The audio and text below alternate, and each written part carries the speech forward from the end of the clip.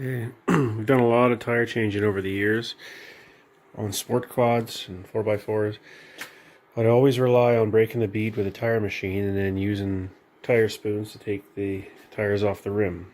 Putting them back on is easy. It's breaking the beads the hard part. So the old fat cat is due for an upgrade. These tires have been on the quad or the bike since 1986, so they're going to be well seated on those rims. I want to put these ones on, but first we got to break these ones loose. So today's project is going to be build a bead breaker out of scrap metal laying around the garage. First we're going to have to make some room in here. Okay, so I rooted around the old scrap metal pile and I found some material. Probably work. We'll make it work. So the idea is we'll take the lifting force of the floor jack and make a clamping force to be able to break the beads. Basically just making a big pair of pliers. We'll see how it goes. Okay, well, plates are tacked on. It's all sort of fitted together roughly for now. I'm thinking that instead of making a hole up higher, I maybe should have made one down lower for front tires, but we'll see. It seems to line up nicely, so weld it out, and then we'll try breaking a bead, see what happens. So we're going to give it a test. An old ice tire. Okay, pump away.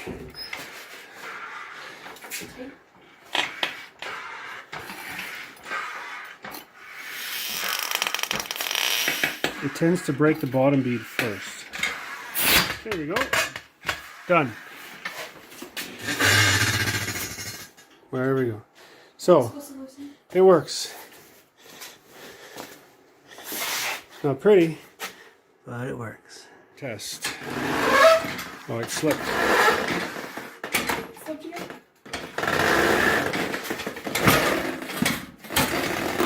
There we go. Bead broke.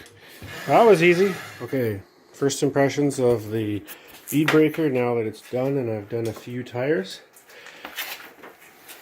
So this thing, pretty basic concept.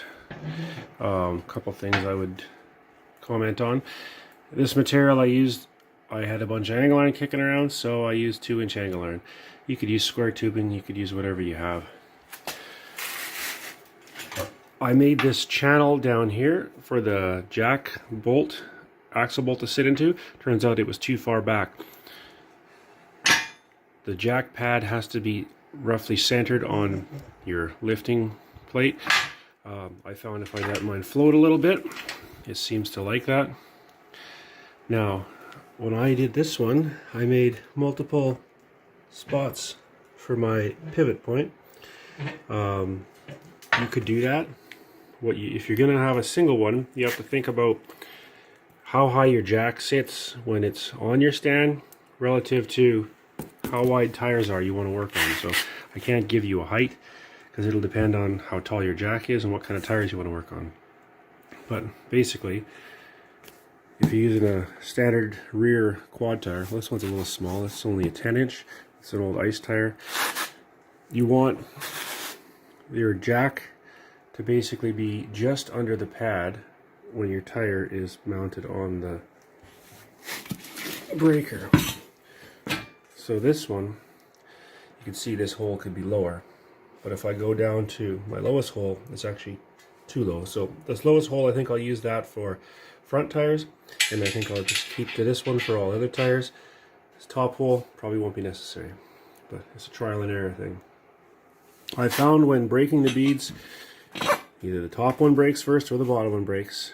They don't break at the same time. So when that happens, you kind of have to focus on the top one. So what I've been doing is just laying a chunk of a plank in there after the one bead is broke, and then you can focus on the one that's not. Now, that said, the tire machine in a shop only has a pinch point on one side. The other side is just a flat plate. So if I was going to make another one of these, I would probably only put the dished plate on the top and just leave the bottom flat. Because really you can only break one side at a time anyways. Other than that, seems to work well. I did these old ice tires first, did a couple tires on the Fat Cat, put some fresh rubber on it. I'll end up doing a bunch of ice racing tires, but I don't think I'm going to make any changes to it. I'll work with what I got, and it's handy. It'll save me trips to tire shop.